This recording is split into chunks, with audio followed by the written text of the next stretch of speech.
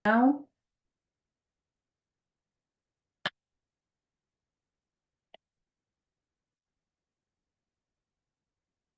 vamos iniciar a gravação, o direto também. Ora, boa tarde a todos. É com um misto de satisfação e orgulho que vejo colegas, amigos e companheiros reunidos no mesmo espaço. Pelo menos uma vez por mês, como sabem, estamos juntos e a família tem crescido de forma que nos permite afirmar que escolhemos o caminho certo para alcançar o objetivo primeiro da Associação de Direito Dr. António Cordeiro da Cunha. Falo-vos, obviamente, da partilha de conhecimentos. O debate de hoje é organizado, como sempre, pela Associação Dr. António Cordeiro da Cunha, a quem agradecemos na pessoa do seu fundador e presidente honorário, Dr. António Cordeiro da Cunha. Conta também, como sempre, com a participação do Rotary Club de Albufeira, a quem agradecemos a ajuda na organização. Obrigada, companheiro Jorge Manuel Azevedo, e obrigada, companheira Ana Vieira. Este debate conta ainda com a colaboração de um conjunto de parceiros que muitos nos honram, e a quem a Associação tem, obviamente, de agradecer. Falo-vos do Instituto Superior Manuel Teixeira Gomes, a quem agradecemos sempre na pessoa do diretor do curso de Direito, o Sr. Professor Dr. Alberto de Sá e Melo. Contamos também com a participação do Instituto Superior Politécnico de Porto Ambuim, a quem agradecemos na pessoa do seu presidente, professor Dr. António Manuel Moreno Quitério. Conta ainda com a participação, a colaboração e o apoio do Dr. Luís Batista, gestor de formação da Porforma Consultores, ainda do Sr. Dr. Jonathan Quessongo, delegado da Ordem dos Advogados de Luanda, na Lunda Sul. Obviamente, e como sempre, contamos com a colaboração do Sr. Professor Tarcísio Roberto Nascimento, vice-presidente da Associação Brasileira de Direito Educacional, que eu vejo já nas nossas imagens e a quem eu saúdo com um abraço muito forte pela colaboração que tem sempre prestado à Associação. Ainda a colaboração do Sr. Dr. José Eduardo, diretor do Gabinete Provincial da Educação do Kwanza Sul. Estamos com um grupo bem reunido aqui, com pessoas de muito valor. E agora contamos também com a colaboração do Sr. Dr. Ricardo Serrano Vieira, que eu imagino que esteja já connosco, mas neste momento, com o conjunto de pessoas que acabaram de chegar, não me atrevo a dizer. Obrigada a todos, obviamente, por colaborarem connosco. Outro agradecimento é sempre necessário ao Sr. Bastonário da Ordem dos Advogados da Guiné-Bissau, Sr. Dr. Januário Pedro Correia, e a excelentíssima senhora doutora Beatriz Furtado, amiga da Associação e responsável pela formação na Ordem dos Advogados da Guiné-Bissau. Antes de avançarmos para o prometido debate de hoje, e porque na última sessão já tiveram intervenção os parceiros que identifiquei, obviamente hoje não voltaremos a repetir, agradecendo-se apenas e só desta forma a sua participação. Feitos os primeiros agradecimentos, vamos agora centrar a nossa atenção na matéria que hoje será objeto de debate. Como sabem, no passado dia 24 de setembro, falamos sobre crimes praticados por titulares de cargos políticos. Eu roubo, mas faço. Como oradores convidados, tivemos o gosto de receber 3 oradores de excelência. Recebemos o Sr. Dr. Paulo Saragossa da Mata, ilustre advogado que nos acompanha a partir de Lisboa. Tivemos também o prazer de receber o Sr. Dr. Éder José, Procurador da República, que nos acompanha a partir de Angola. E ainda o professor Gustavo Santana, docente universitário, que nos acompanhou a partir do Brasil. Neste momento, e porque a vida do advogado é exatamente assim, há imprevistos, e quando se relacionam então com a liberdade dos nossos clientes, os imprevistos são imprevistos, que temos mesmo, a que temos mesmo que correr.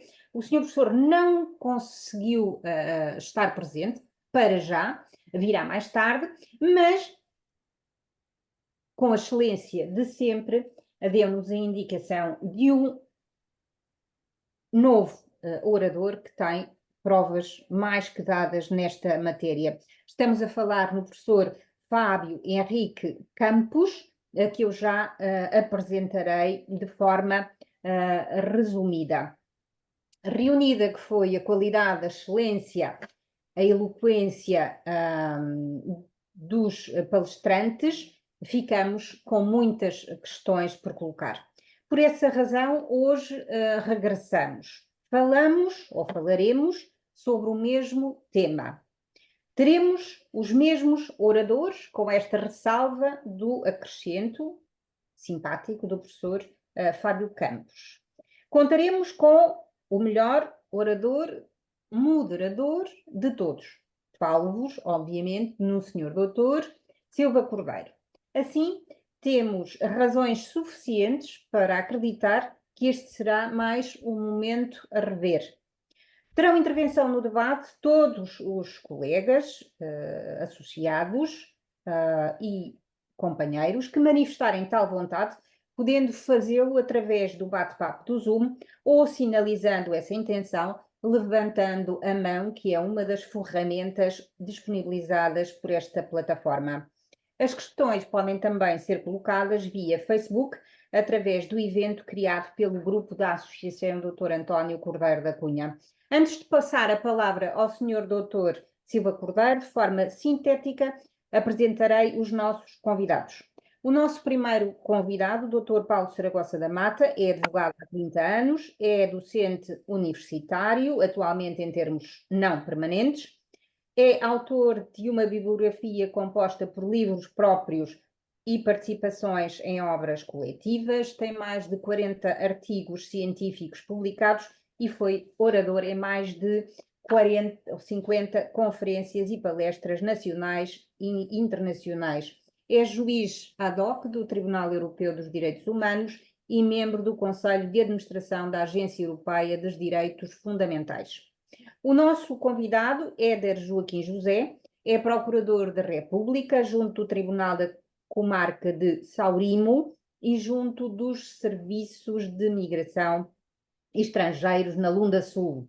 É licenciado em Direito pela Universidade Agostinho Neto, é mestrando em Direito na especialidade Jurídico-Criminal pela Faculdade de Direito de Agostinho Neto, é docente universitário, lecionando várias cadeiras no Instituto Superior Politécnico Lusíadas da Lunda Sul.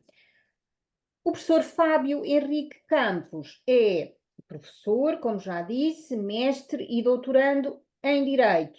É também delegado de polícia e tem uma obra que merece a atenção de todos, que é Criminologia da Corrupção, datada de 2021, que se enquadra muito bem no tema que temos para hoje.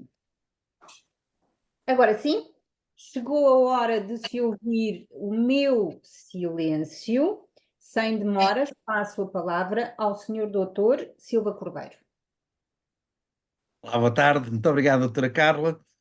Muito obrigado a todos por despenderem uma parte da vossa tarde ou noite conosco neste debate que é, digamos que o segundo episódio de uma primeira parte que foi uma conferência que foi do mais participado que já tivemos. E por isso esperemos que esteja pelo menos parecido com o que esteve na primeira parte. Depois, agradecer, obviamente, ao Rotary Club de Albufeira, na pessoa do Dr. Jorge Azevedo, porque é, enfim, é quem nos vem propiciando os meios para fazermos estas conferências que tanto prazer nos têm dado a todos. Ora bem, hoje é apenas debate e iremos seguir o seguinte modelo, que é, iniciaremos com um mote que será dirigido, neste caso, em primeiro lugar, ao Sr. Dr. Éder José, pelas suas limitações de tempo, eu teria pensado, até por força de quem criou a frase, teria pensado começar pelo professor Fábio Campos, mas irei começar pelo, pelo Sr. Dr. Éder José. E o mote que fazemos, tal como em iniciativas anteriores, é muito simples, é baseado na realidade prática dos países. Neste caso, tendo em conta o tema, há três matérias que, pelo menos nos motes, e apenas nos motes, não serão por nós lançados. E que serão o processo do ex-presidente do Brasil, Lula da Silva. Porquê? Por uma razão muito simples, porque foi anulado em função da parcialidade que foi reconhecida pelo Supremo Tribunal Federal e com referência ao Sr. Juiz Sérgio Moro. Também não será lançado, pelo menos pela nossa parte, embora, e digo pela nossa parte, porque cada um daqueles que intervier terá inteira liberdade para dizer o que entender sobre qualquer matéria. Da nossa parte, não iremos lançar pelos motivos que estou a expor. Também, em relação a Portugal, não será lançado da nossa parte qualquer alusão ao processo que envolve o ex-primeiro-ministro José Sócrates, pela simples razão que ainda está a ser julgado. Do mesmo modo como em relação à Angola, também não será lançado nenhum assunto respeitante ao ex-presidente José Eduardo dos Santos ou sua filha Isabel dos Santos, pela simples razão que não foram acusados. Embora, e como verão já a seguir, o exemplo que é dado, enfim, também diz respeito à família do ex-presidente José Eduardo dos Santos, mas pela simples razão que já existe uma decisão proferida pelo Supremo Tribunal angolano. Posta esta introdução, então o mote, e começando por Angola, é exatamente o recente julgamento de julho deste ano, pelo qual José Filomeno dos Santos, Walter Felipe, Samalia Bulle e Jorge Galvão foram julgados e condenados numa pena entre penas entre 5 e 8 anos por crimes praticados no exercício de funções no Banco Nacional de Angola. E isto ilustra esta circunstância e por isso mesmo, ou seja, como estamos a falar neste tipo de criminologia, coloco ao Dr. Éder José a ponderação que, baseado no caso concreto, possa desde já efetuar.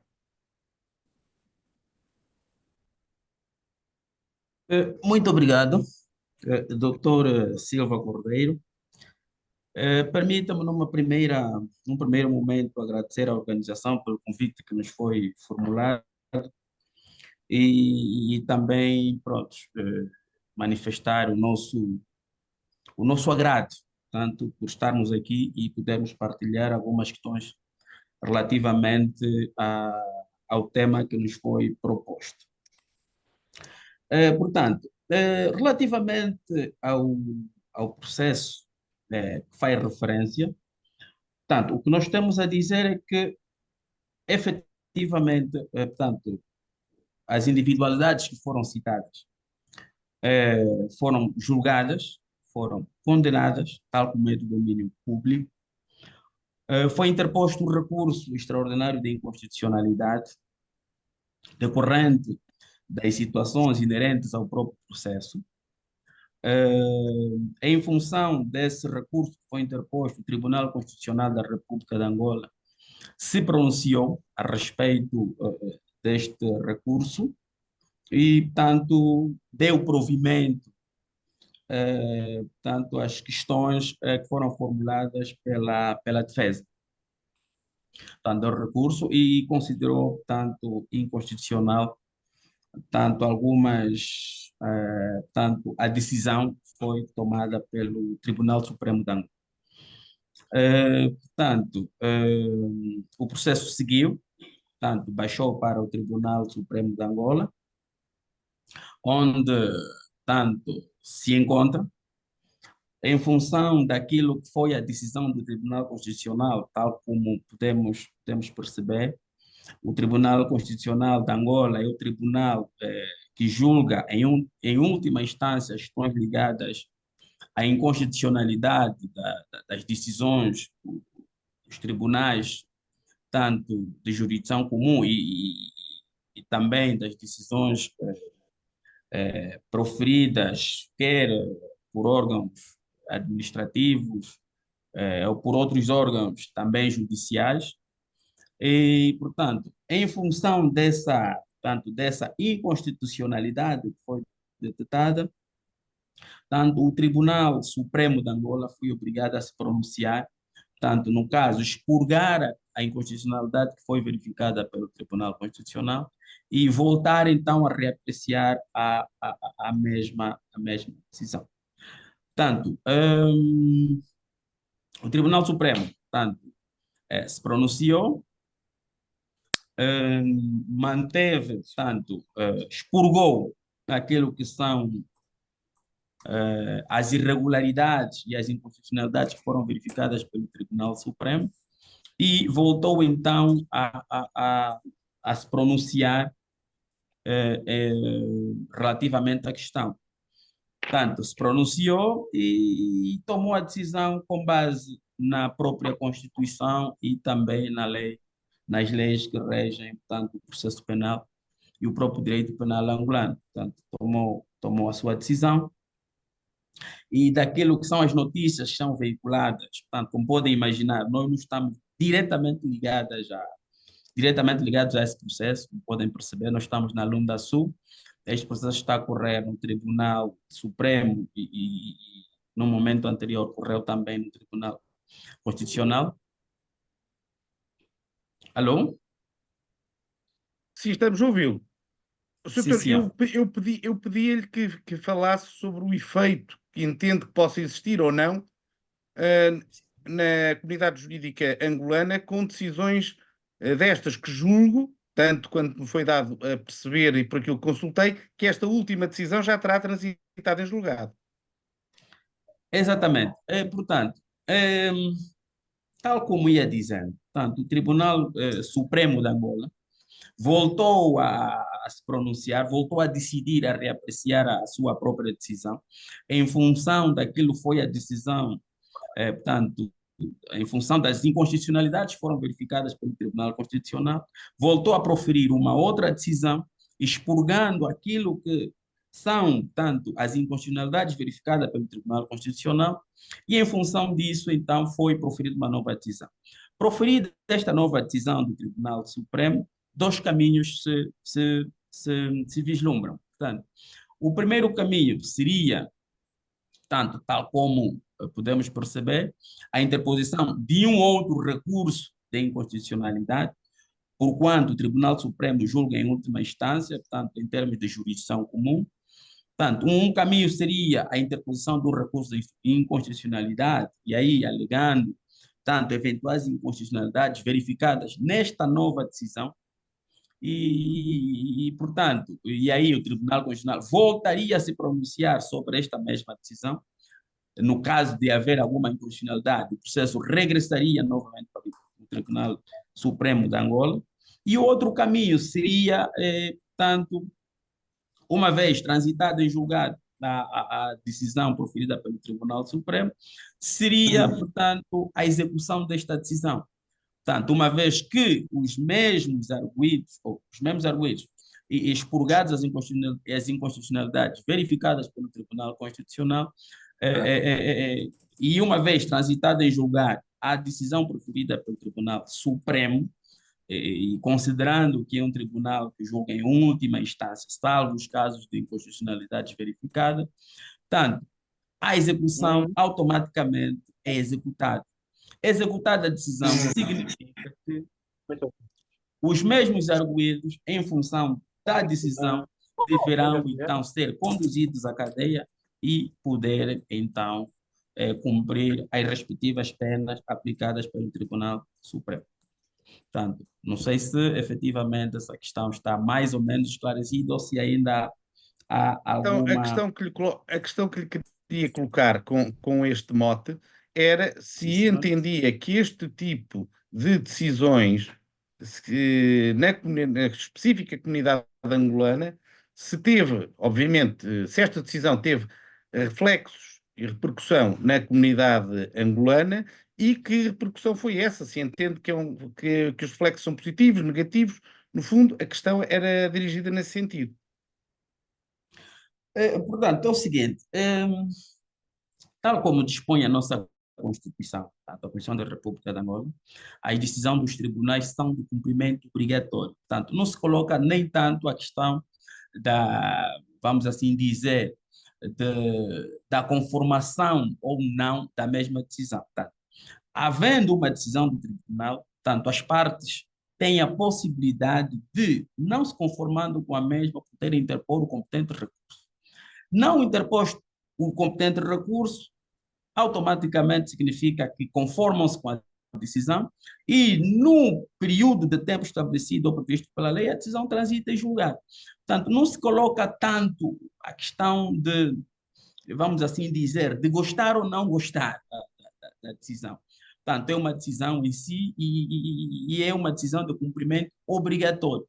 Claro que, tendo em conta as figuras e as individualidades envolvidas no processo, claro que tem alguma repercussão, e as repercussões caem muito no âmbito daquilo que é subjetivo. Portanto, uma decisão pode ser avaliada de várias dimensões.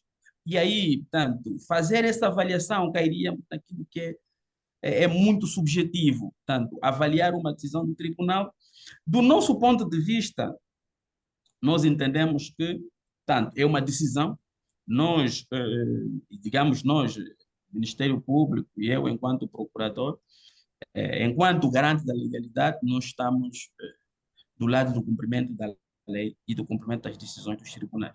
Portanto, há uma decisão de um tribunal e é de cumprimento obrigatório. Portanto, havendo inconformação de uma ou de outra parte, claro que a lei também prevê mecanismos para que efetivamente possam então impugnar ou efetivamente eh, recorrer a um tribunal superior, ou digamos ao Tribunal Constitucional, no caso, para reapreciar esta mesma decisão.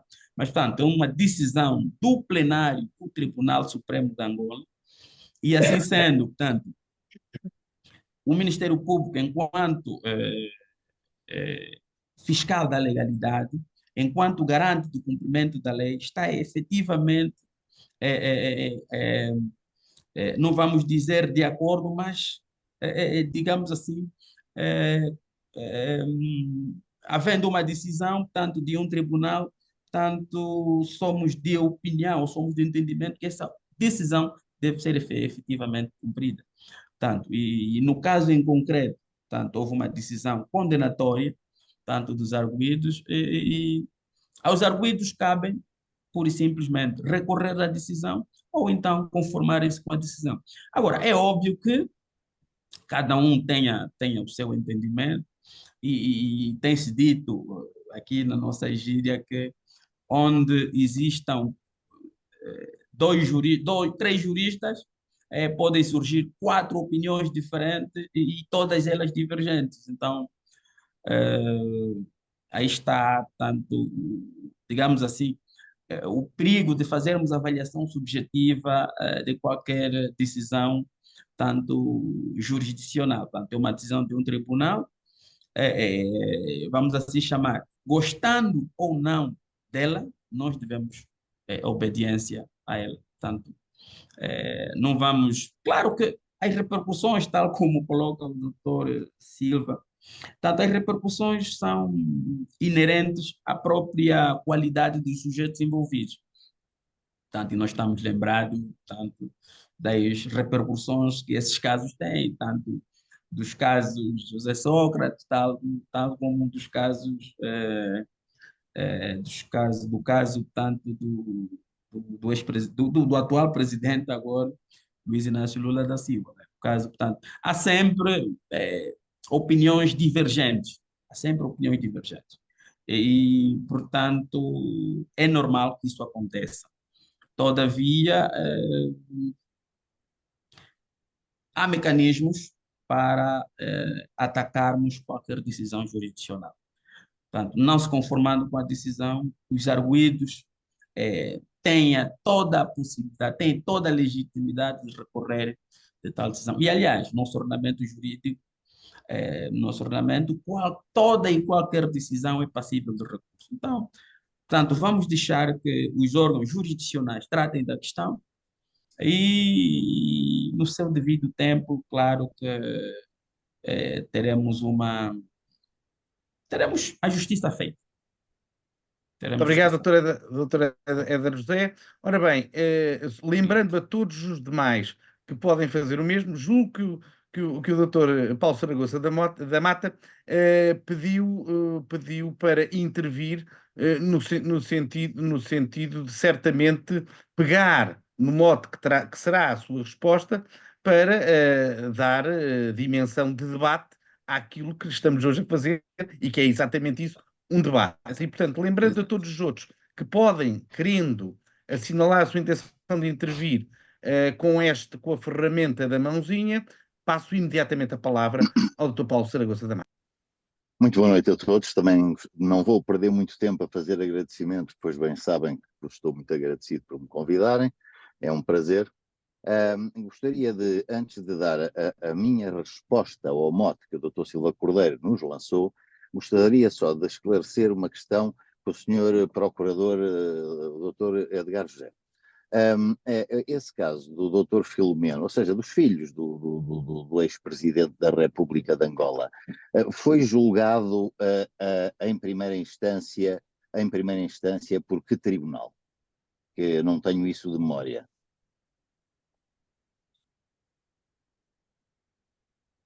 Estou? Muito obrigado. Muito obrigado, doutor Pedro Paulo Saragossa. Portanto, tendo em conta a qualidade dos sujeitos envolvidos neste processo, foram julgados em primeira instância pela Câmara Criminal do Tribunal Supremo de Angola. Pois, precisamente era essa questão que eu queria ver discutida primeiro, antes de dar a minha opinião, porque, conhecendo muito bem a lei de Angola, o Supremo Tribunal de Justiça de Angola, a Câmara Criminal, só tem competência para julgar pessoas que tenham cargos políticos e não cargos de dirigentes de bancos, ainda que públicos, só de políticos. E, portanto, eu acho que foi uma das questões que levantou mais reação em Angola. Eu acompanho muito bem a justiça angolana, e dada a pergunta que foi feita pelo Dr. Silva Cordeiro, foi das coisas que mais levantou polémica em Angola, foi qual era a razão para serem julgados pelo Supremo Tribunal de Justiça em Câmara Criminal, quando eles não tinham nenhuma das qualidades que a lei prevê para serem julgados pelo Supremo Tribunal. É uma questão que teve uma enorme repercussão social, se bem me lembro, inclusivamente na imprensa angolana, e que, juridicamente, sendo o Sr. Procurador, obviamente, Procurador da República e defensor da legalidade, há de ter uma fundamentação para justificar que, por ser filho de presidente, passa a ser julgado pelo Supremo. Esta era a pergunta antes de dar a minha opinião. Peço desculpa. Tem a palavra doutora Éder José, agradecendo, obviamente, ao Dr. Paulo Saragossa da Mata por introduzir temas pertinentes e interessantes para animar o debate. Muito obrigado, doutor Silva. É importante, em função da questão colocada pelo nosso ilustre Paulo Saragossa da Mata, é fazer aqui um esclarecimento. A questão do julgamento ser realizado em primeira instância pelo Tribunal Supremo não é em função, não é por conta da condição de um dos arguidos ser filho de um ex-presidente. Tanto, nos termos da nossa lei, quer da lei constitucional, como do próprio processo penal. Sim, que eu conheço muito bem. Sim? Sim, estava a dizer que eu conheço muito bem as duas leis. Exatamente. Nos termos da nossa lei processual penal e também da nossa Constituição, portanto, todas as entidades com nomeação presidencial, portanto, são nomeados pelo Presidente da República, em princípio, devem ser julgados. Em casos em que estejam envolvidos por conta da sua condição ou por conta do exercício das suas funções políticas ou administrativas, desde que tenham sido nomeados pelo Presidente da República, devem essas individualidades serem julgadas em primeira instância tanto tratando-se de questões criminais, pela Câmara Criminal do Tribunal Supremo de Angola. Muito bem, muito Tá. bem, doutor, agradeço a explicação. Não tenho essa leitura da vossa lei. A lei não fala não fala bem disso, fala em exercício de funções políticas. E acho estranho como é que, sendo administrador ou delegado ou diretor executivo de um banco, exerce funções políticas. Mas pronto, não era essa a questão. A questão era mesmo tentar perceber, porque eu depois também gostaria muito de falar sobre a reação em Portugal relativamente a estes crimes que são investigados de corrupção, era tentar perceber a reação do povo angolano relativamente a este tema. Mas fiquei esclarecido sobre a posição do seu procurador. Agora, a outra questão que me pediram para abordar foi precisamente qual é o efeito da existência destes processos na comunidade em geral.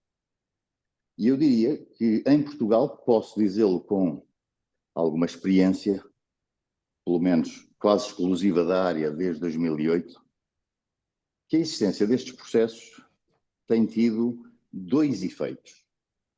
A nível dos quadros superiores que tinham qualidade para exercer funções públicas ou funções de gestão em grandes empresas, nota-se um receio permanente de exercício do cargo.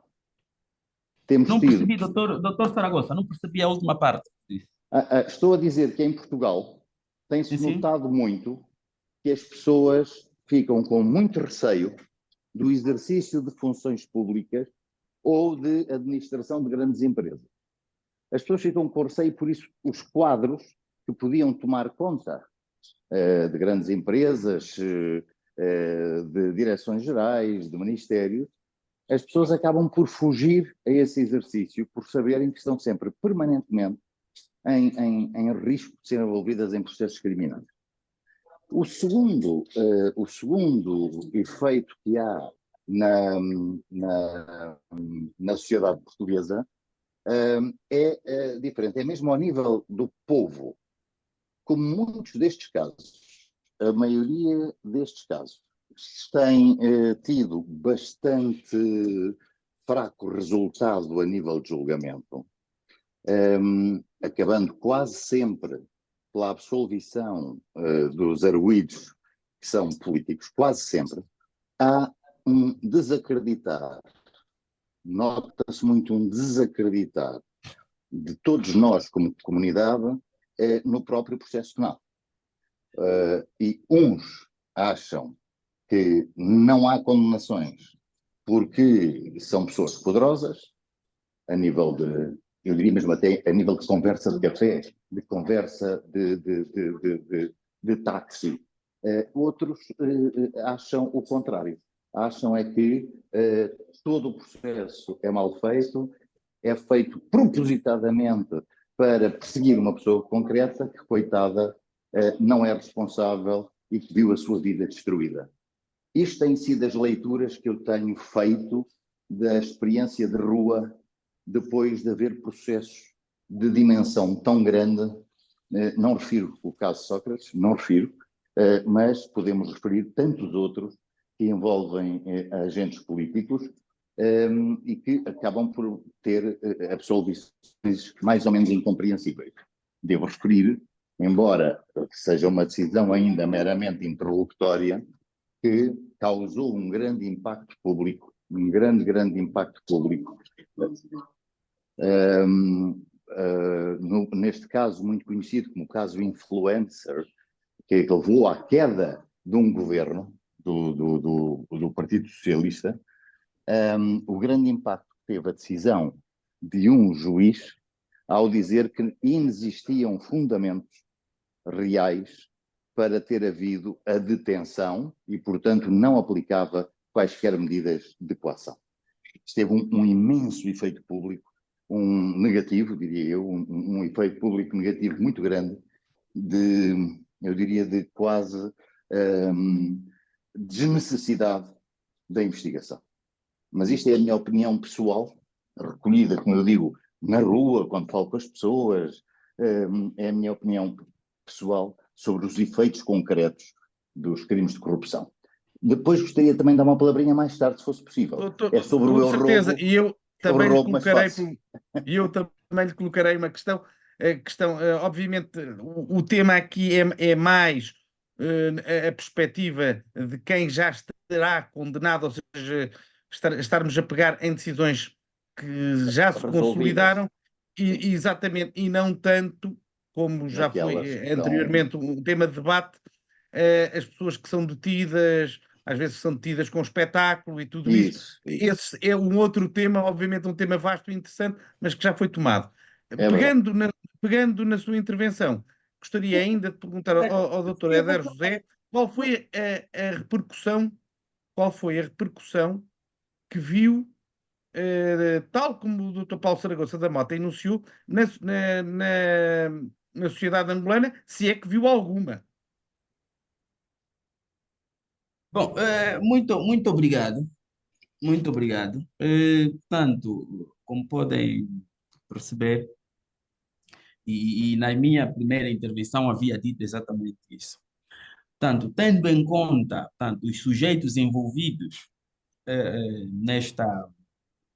neste processo, portanto, é normal, e isso acontece em qualquer parte do mundo, que tenha uma repercussão social muito grande. Portanto, eh, vão saindo numerosas notícias ao nível da comunicação social e também comunicação social convencional e também ao nível das redes sociais relativamente à questão. Portanto, são os tais chamados julgamentos praça pública ou em esta pública. Portanto, isso é normal acontecer. Ao nível da nossa sociedade, isso não foi diferente. Claro que uns com perspectivas diferentes daquilo que foi a decisão do tribunal, outros a favor daquilo que foi a decisão do tribunal, mas o certo é que Angola, tanto sendo um Estado democrático de direito, tal como estabelece a própria Constituição, tanto os processos crimes guiam-se por normas e regras previamente estabelecidas, tanto quer na própria Constituição, quer também no próprio, Doutor, na mas para própria lá lei das processual normas, penal. o Agora, efeito, o efeito social, era isso que agora lhe queria, antes de passar a palavra ao professor Fábio Campos e depois, novamente, ao doutor Paulo Saragossa da Mata. sim, senhor, o efeito social, portanto, daquilo que nós acompanhamos inicialmente, em sede de julgamento em primeira instância, no Tribunal Supremo, tanto houve várias opiniões, uns a favor, tanto, e outros contra. Uns levantavam a questão que se tratava de perseguição política, outros levantavam a questão. Pronto, variedíssimas questões foram levantadas, né, ao nível da comunicação social e da imprensa. Mas, portanto, o certo é que, efetivamente, hoje por hoje, portanto, depois da decisão do Tribunal Constitucional, que foi então que decidiu que houve efetivamente algumas inconstitucionalidades na tramitação do processo e na própria decisão. Portanto, hoje, praticamente, ao nível social, há assim, muito pouca repercussão relativamente a essa questão, porquanto essa repercussão foi verificada anteriormente em sede do julgamento em primeira instância, portanto, julgamento e condenação em primeira instância. Hoje por hoje, tanto não há aquela repercussão social assim muito grande, mas o certo é que tanto o Tribunal Supremo julgou novamente e condenou novamente os arguidos. Portanto, é basicamente isso. Agora, há aqui uma série de questões que também gostava de levantar em função da abordagem do doutor Paulo Saragossa relativamente ao próprio processo, aos riscos sociais que podem ocorrer e efetivamente as detenções e a repercussão social. Portanto, é preciso que se tenha, e nós, enquanto Ministério Público, temos tido esse cuidado relativamente à questão da detenção de indivíduos, porquanto também a própria Constituição estabelece aqui a reserva da intimidade, da vida privada, a questão, portanto, do bom nome das pessoas. Portanto, nós, enquanto Ministério Público, também temos essa função, tanto velar pelo cumprimento da própria Constituição, velar pelo cumprimento da lei e também tratar, tanto, de exercer o processo penal, tanto, do exercício da promoção do próprio processo penal. Há aqui uma outra questão que o doutor levanta, doutor Saragossa, que é relativamente à questão das absolvições. Portanto, cria-se, vamos assim dizer, eh, cria-se um monstro, tanto numa fase inicial do processo, fosse uma coisa, e depois, tanto quando o processo chega ao fim, esses indivíduos, em princípio, são absolvidos. Há esse risco, claro que isso é normal no processo penal.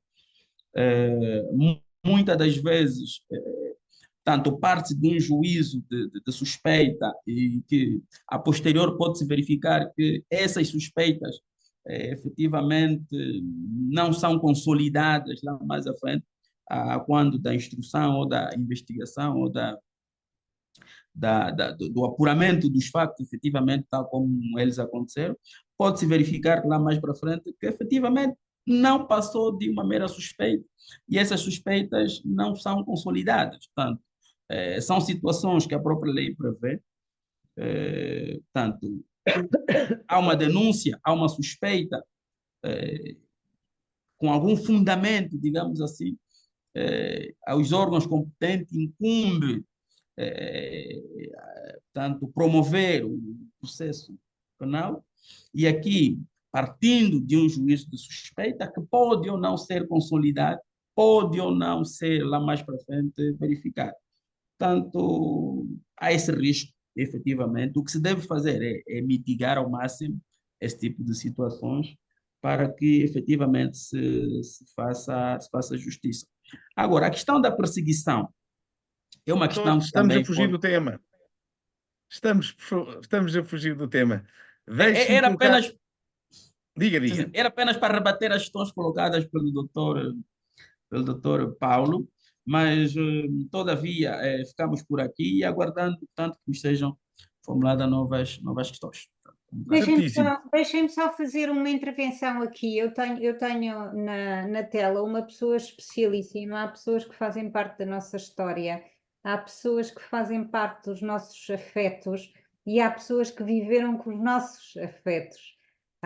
Nós temos connosco o senhor diretor do Gabinete Provincial da Educação do Kwanza Sul, o senhor doutor José Eduardo, e eu estou aqui de lágrima no olho. Tenho estado aqui a tentar acalmar-me, serenar, mas é com muito, muito gosto que o vejo conosco e gostava de o ouvir. Deixem-me dizer que este senhor doutor passou muitas horas com o meu pai e chama-lhe sempre o homem dos afetos. E, portanto, eu já estou sem palavras. Senhor doutor, diga-me só qualquer coisa para eu ouvir a sua voz. Muito obrigado, doutora Carla. Boa noite a todos e todas, portanto, especialmente aos nossos preletores. Dizer que, na verdade, não tenho muitas palavras. Em relação ao tema, especificamente, sou um aluno, né? Sou um estudante aqui, estou a aprender, basicamente.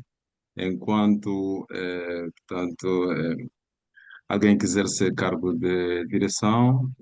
Penso que é um grande aprendizado. Estamos aqui exatamente para colher os conselhos, para podermos então termos em conta as questões legais no exercício das nossas funções. Mas, e dizer mais uma vez, eu tenho dito à doutora Carla Cunha que esse conjunto de atividades que a Associação Antônio Cordeiro da Cunha tem realizado remete-nos basicamente ao nosso grande patrono, Dr. Antônio Cordeiro da Cunha, e dizer que fico feliz por fazer parte desse grande evento, que para mim é uma grande homenagem ao nosso mais velho, ao nosso professor, ao nosso grande jurista.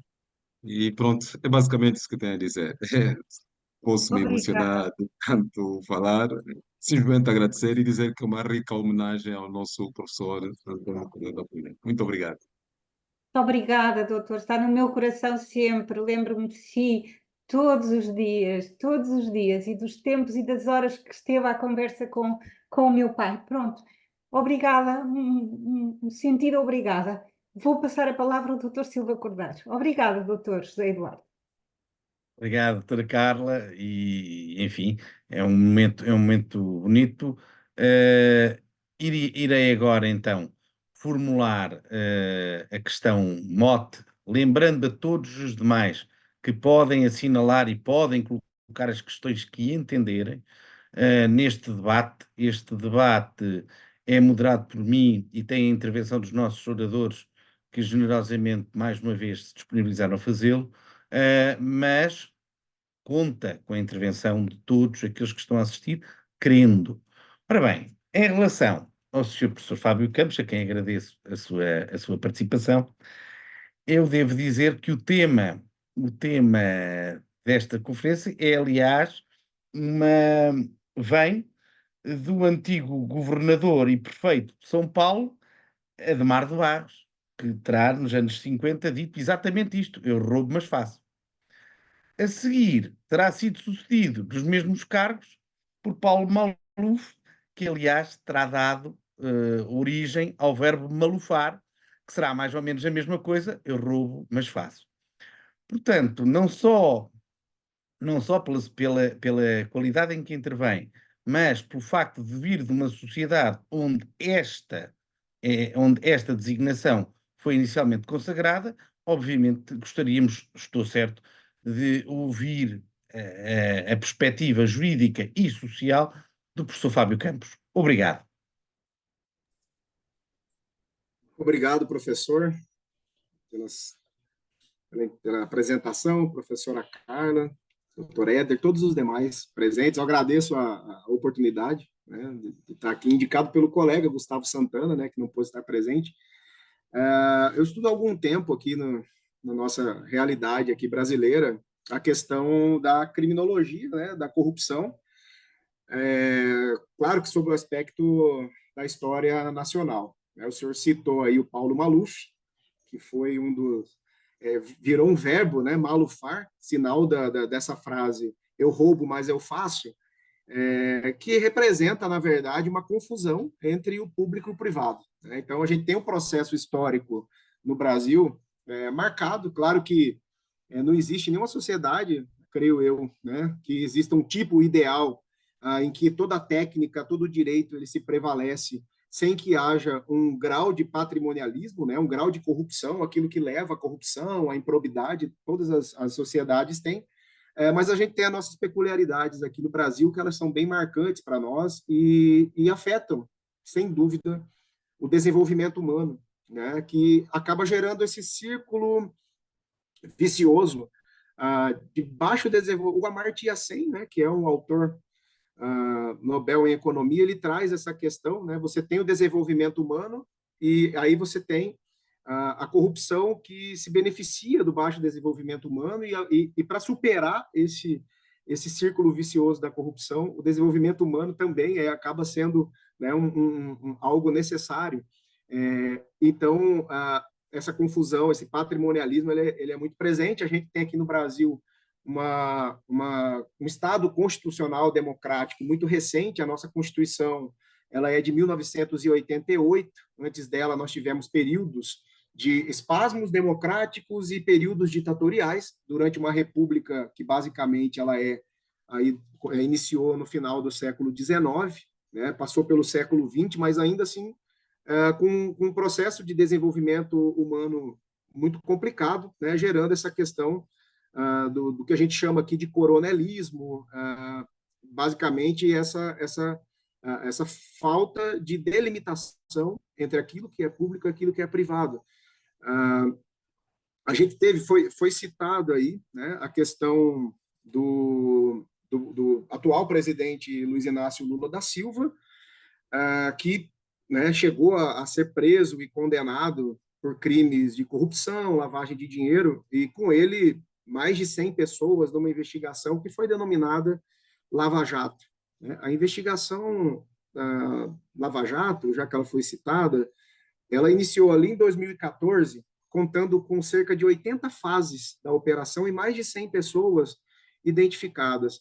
Foram bilhões de reais, bilhões de dólares, se converter ainda, né, em dólares, ainda está na casa dos bilhões de dinheiro que foram recuperados.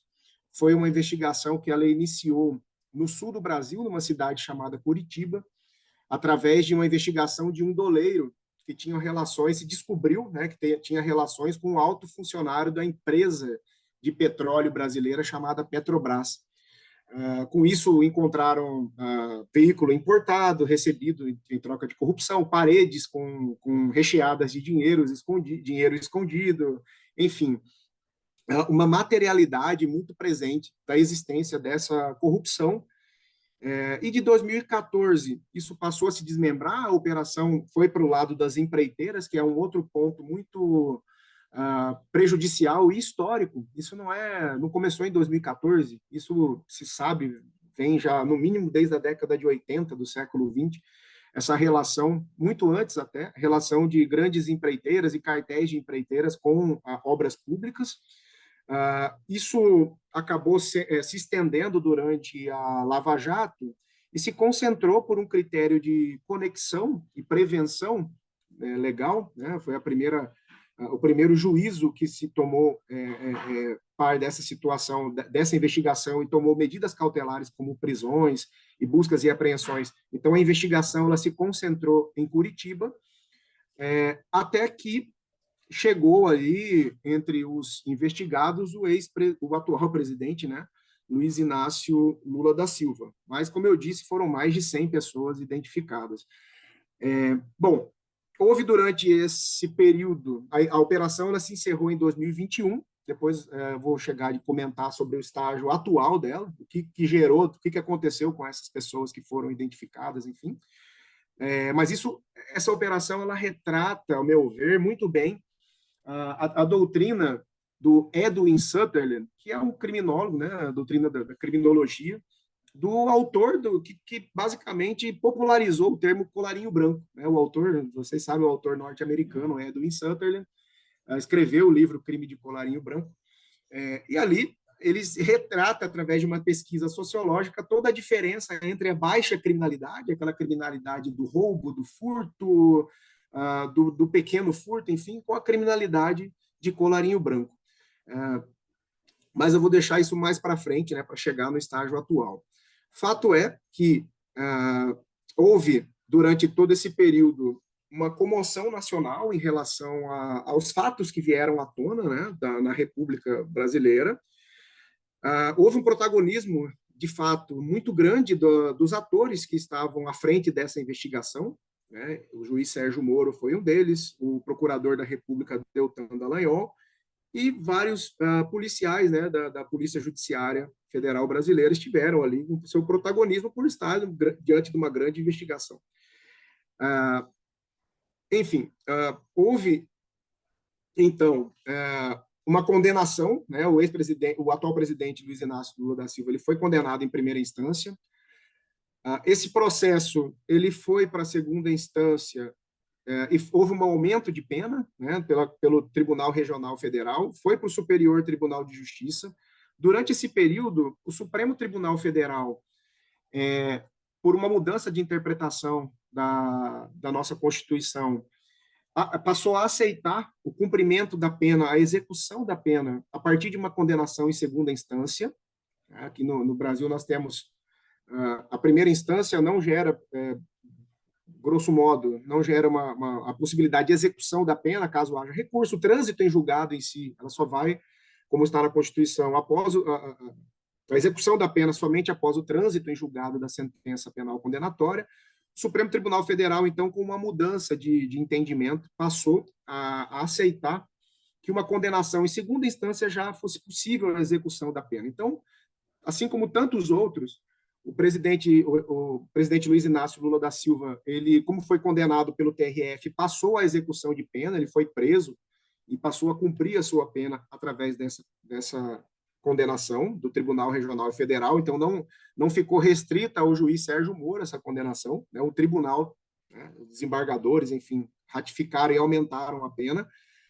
Foi para o Superior Tribunal de Justiça e depois o Supremo Tribunal Federal, que é a última instância, né, que é a instância constitucional aqui no Brasil, ela anulou esse processo por 2 pontos.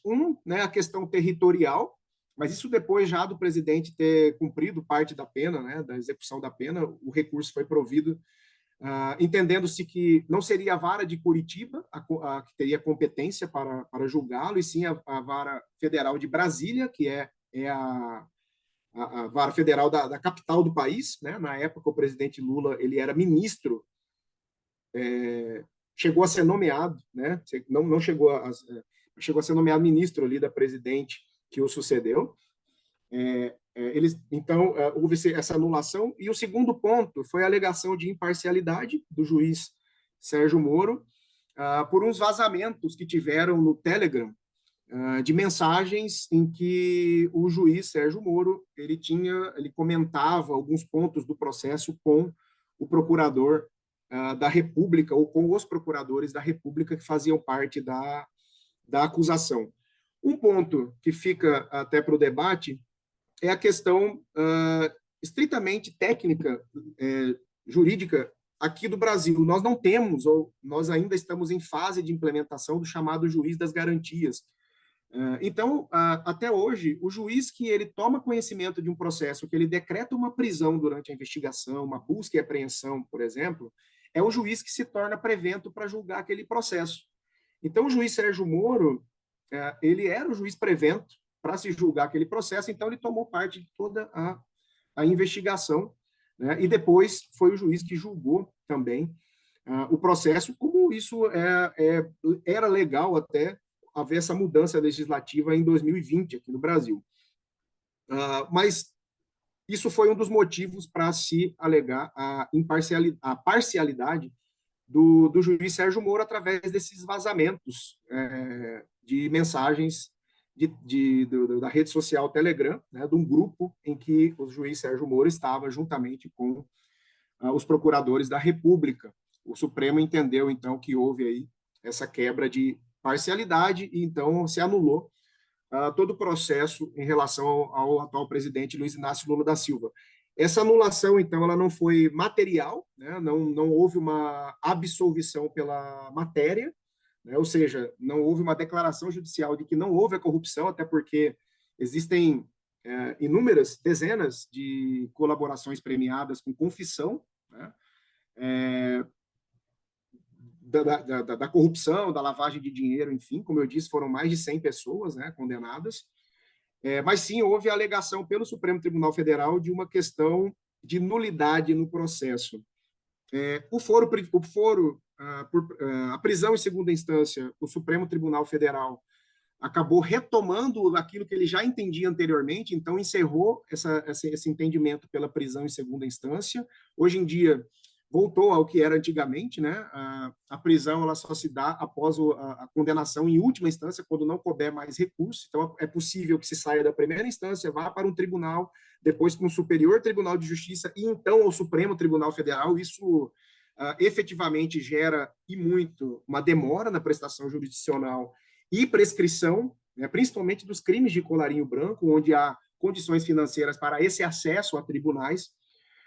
Eu não tenho, assim, enquanto estudante, né, e professor da matéria de criminologia, essa fé muito grande na estrutura de política e poder do Estado. Eu acredito que o direito, Max Weber, né, já disse isso, a política, a economia e direito, eles caminham juntos. Eu não tenho dúvidas de que isso ocorre no Brasil, deve ocorrer também nos outros países, inclusive, né, nos demais países dos colegas que aqui estão presentes, tanto que o ministro da Suprema Corte, ele é indicado pelo próprio presidente da República e passa por uma sabatina que praticamente 100% dos casos o Legislativo, o Congresso Nacional, acata essa decisão do presidente. Então, essa relação política do Supremo, ela é estrutural, né? Ela é constitucional, mas no mundo real ela é muito presente, né? Essa influência política é muito comum no Brasil. A gente vê ministros dando entrevistas sobre o caso a ser julgado,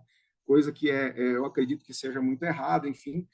Então, essa anulação da Lava Jato, ela gerou um efeito em cascata. Hoje, o presidente ele retornou, né, ele voltou a ser presidente da República, pelo mesmo fato, semana passada, no Peru, né, que foi uma relação de condenação entre corrupção na Petrobras e uma empresa chamada Odebrecht, aqui no Brasil, a protagonista da Lava Jato, enfim, né, corrupções muito bem provadas. O mesmo fato no Peru gerou condenação do ex-presidente peruano a uma pena muito alta, né? Aqui no Brasil a gente tomou um rumo bem diferente. Na última semana também, um dos protagonistas não só da Lava Jato, comprovadamente que recebeu mais de 17 milhões em propina da Lava Jato, chamado José Dirceu, já havia sido condenado em outro processo do Mensalão, também, que foi um caso lá por 2006, 2008, que houve também um grande caso de corrupção envolvendo o Legislativo e Executivo. O José Dirceu também foi condenado naquele processo. Semana passada, o Supremo também anulou o processo dele, né? Então ele está livre, inclusive, falando em se candidatar. E outros exemplos, né? Então, o que acontece nesse processo de corrupção, não vou dizer combate à corrupção. Deixe-me colocar-lhe uma questão e pegando nas intervenções anteriores, e que será esta. Sinto algum desencanto, alguma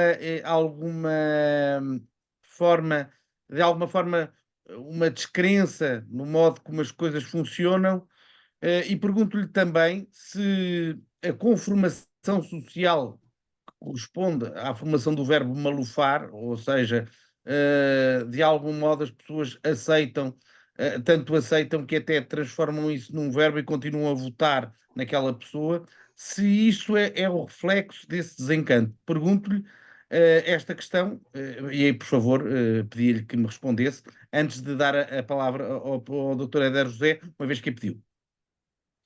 Ok, agradeço a pergunta. De fato, esse desencanto talvez venha do próprio estudo, né, das relações estruturais que se apresentam como mais política e poder do que técnica jurídica, né?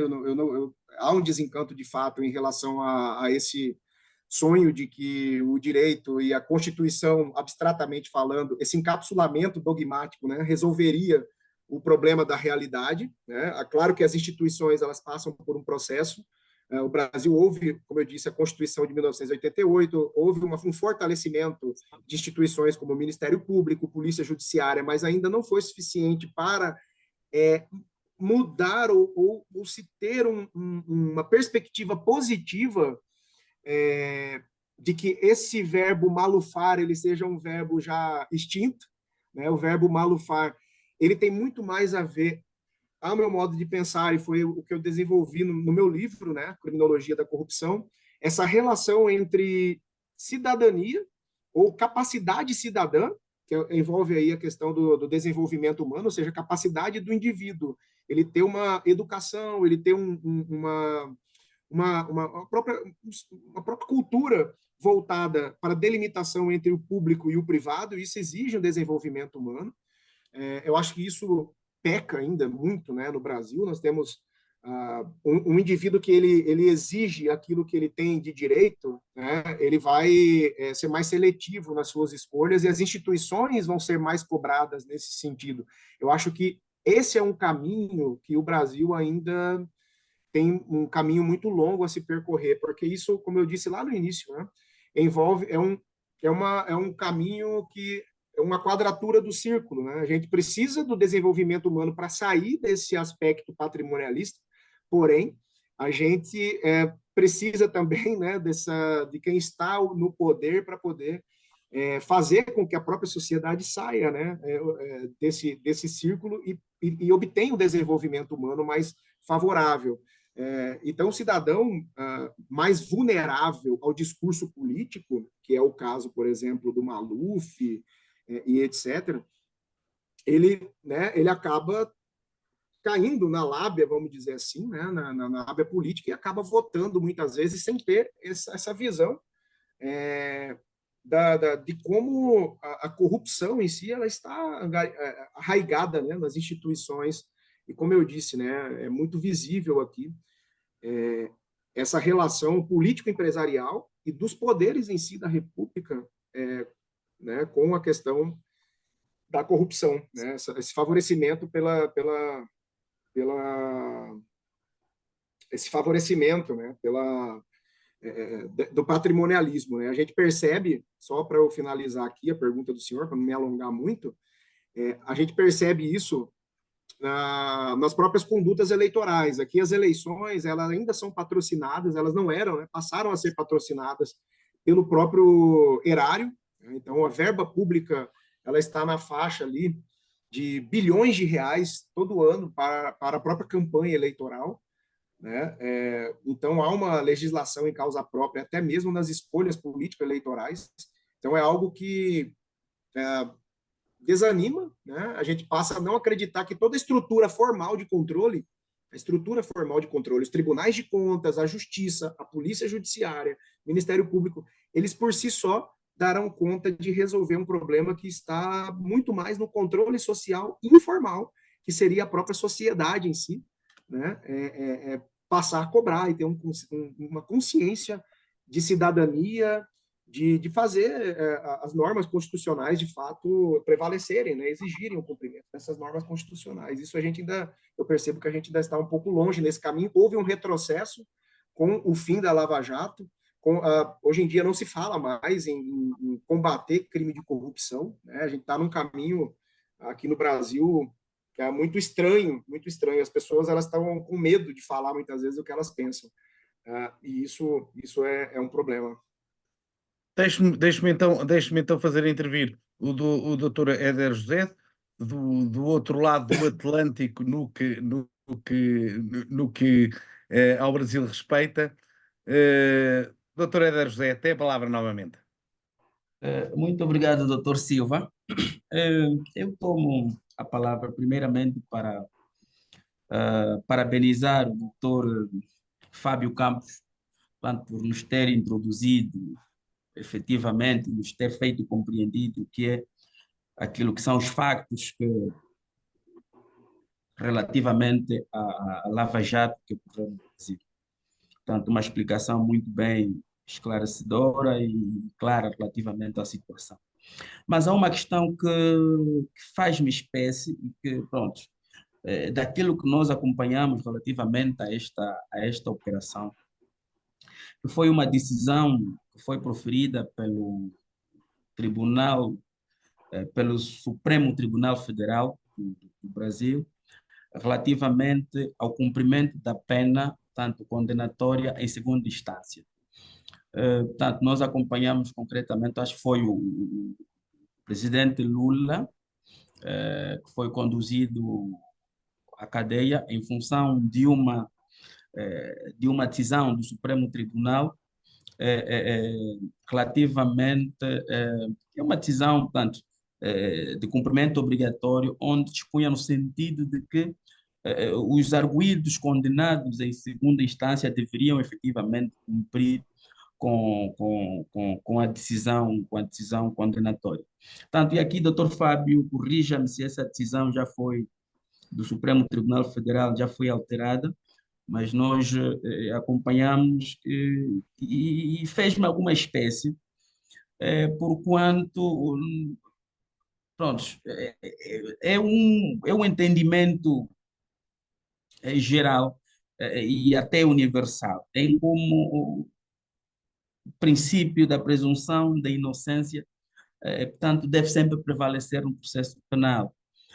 E, portanto, Dr. Fábio não acha que, efetivamente, ao ordenarmos o cumprimento da pena, ou melhor, o cumprimento de uma decisão condenatória em segunda instância, não coloca em causa aqui o princípio da presunção de inocência, uma vez que ainda há recursos, ainda há possibilidade de recursos e ainda há decisões que efetivamente estejam a tramitar. Portanto, não gostava de ouvir aqui o pronunciamento do senhor doutor relativamente a essa questão. Tem a ver com isso mesmo. Portanto, o cumprimento da decisão, de uma decisão condenatória em segunda instância e também ou versus a violação ao princípio da presunção de inocência. Portanto, nós acompanhamos isso no Brasil e foi uma questão que foi muito discutida. E pronto, gostávamos de ouvir, que fez algumas peças, gostávamos de ouvir o pronunciamento do doutor Fábio relativamente a essa questão. Antes do Dr. Fábio falar, deixem-me só agradecer a presença também do Dr. Ricardo Serrano Vieira, que eu vejo já em imagem. Muito obrigada, doutor, obrigada por ter vindo, obrigada por estar connosco também. Um agradecimento também a Mírcia Cobano, companheiro do Rotary Club de Albufeira, João Pedro Montanha Pinto, Raimundo Rodrigues, Manuel José Cabinda, Hilda Cunha Gomes Sá, que é muito importante até para o próximo debate que vamos fazer, membro da Associação Guineense de Mulheres Juristas, um elemento muito importante para a próxima conferência, vamos contactar consigo. António Chipuca, Jorge Manuel Gonçalves, Ivone Correia, muito obrigada àqueles que estão aqui via Zoom, obrigada àqueles que estão connosco através do Facebook, do direto do Facebook. Dr. Silva Cordeiro, a palavra é sua. Para passar ao professor Fábio Campos, uma vez que a questão lhe foi colocada diretamente. Ok, professor Silva Cordeiro. Doutor Éder, a questão aqui, para a gente perceber, né, essa mudança de interpretação. Antes da Lava Jato, o Supremo Tribunal Federal já entendia dessa forma, né, que não caberia execução da pena com base exclusivamente em condenação em segunda instância. Quando houve esse levante da própria população, né, a população foi às ruas, houve toda uma comoção social, talvez um chamado backlash aí, né, o Supremo Tribunal Federal, nesse cenário, passou, então, a adotar esse entendimento da prisão em segunda instância. Depois, com a mudança da composição do próprio tribunal e, enfim, com o decorrer da própria Lava Jato e aonde ela chegou, esse entendimento novamente passou a não ser mais aceito, né? Então, hoje, respondendo a pergunta do senhor, hoje não, na verdade, a partir de 2019, né, o Supremo Tribunal Federal, ele já não aceita mais a execução da pena como decorrente, né, de uma condenação em segunda instância. Se houver recursos para Superior Tribunal de Justiça e Supremo Tribunal Federal, tem que se aguardar. Eu compartilho do entendimento de que, sim, né, a presunção de inocência ela sempre deve prevalecer, mas a gente tem que ter uma duração razoável do processo. A duração razoável do processo também é um princípio expresso da Constituição da República Federativa do Brasil, né? Então, nós temos a presunção de inocência, nós temos aí uma necessidade de ter uma tensão, uma facticidade entre esses dois princípios, uma proporcionalidade entre a duração razoável do processo e a presunção de inocência. O que acontece, que a gente percebe, e aí vamos para o mundo real, né, é que determinadas espécies de condenações, elas não conseguem nem sequer chegar no Supremo Tribunal Federal ou ter uma análise muito acurada, ou, né, enfim, e determinados processos, sim, né, conseguem chegar até o Supremo e lá nós temos, além do acesso ao Supremo Tribunal Federal, assim como os tribunais de maneira geral, nós temos inúmeros recursos internos, né? São chamados recursos caranguejos, eles andam de lado lá dentro das câmaras, das turmas, e isso demanda, né, acaba que a balança da justiça entre a proporção tempo e justiça acaba ficando longa demais, né? E isso acaba sendo uma injustiça. A justiça tardia, né, ela nunca é a ideal. Então, esse mecanismo de presunção de inocência, abstratamente, ele é muito bom, é perfeito, não tem como negar. Mas quando se fala em 4 instâncias nós tivemos não só casos de colarinho branco, mas nós tivemos casos aqui de pessoas, né, de classe social elevada, condenadas por homicídio que demoraram ali 2 décadas para serem julgadas no Supremo Tribunal Federal. Então, isso é um histórico também, é um problema, acaba sendo um problema do mundo real, né? E isso precisa ser discutido.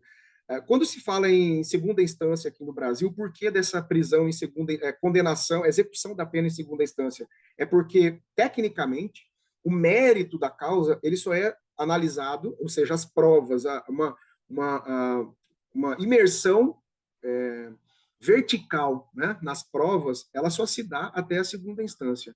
Quando se vai para Superior Tribunal de Justiça, para Supremo Tribunal Federal, não se discute mais provas, se discute direito, ou direito federal, né, aplicabilidade de normas federais através do Superior Tribunal de Justiça, ou aplicabilidade de normas constitucionais através do Supremo Tribunal Federal.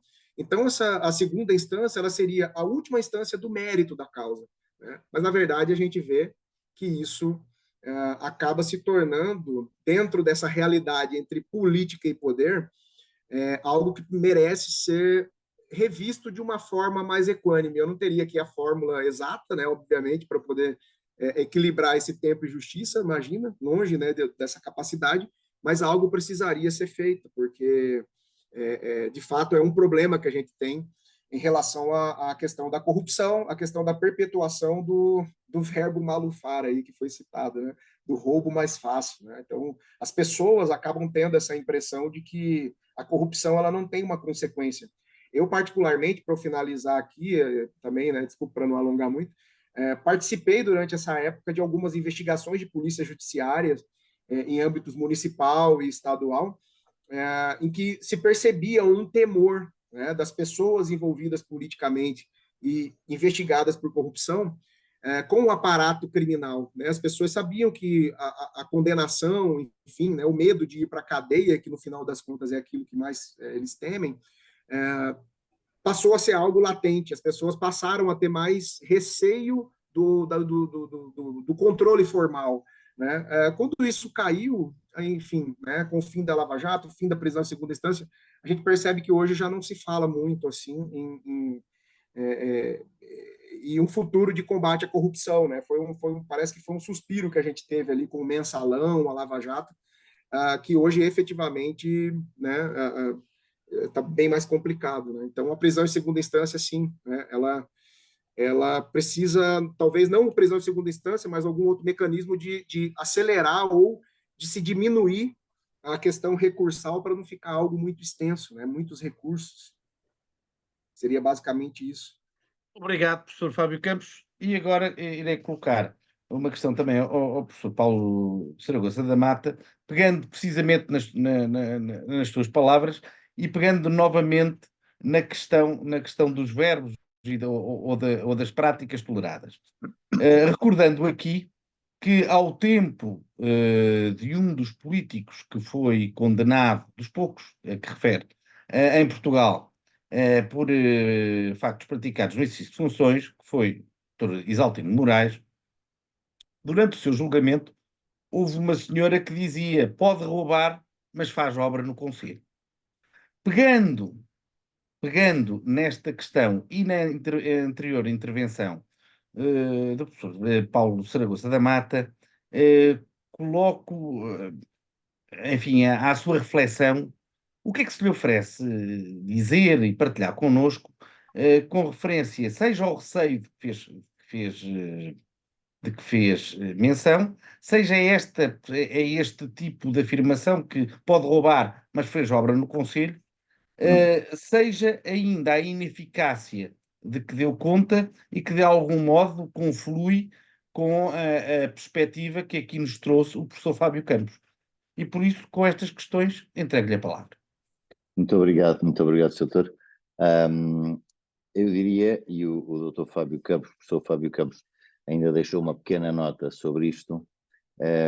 Há aqui uma marca genética cultural que nos afeta a nós, países do Sul, porque os países do Sul não são só os do Hemisfério Sul. Os países do Sul são também os países mediterrâneos com uma cultura particularmente diferente dos países nórdicos. Também os nórdicos não são só os nórdicos, são também os britânicos e os irlandeses, e nota-se uma clara diferença de cultura, de formação e de respeito pela coisa pública.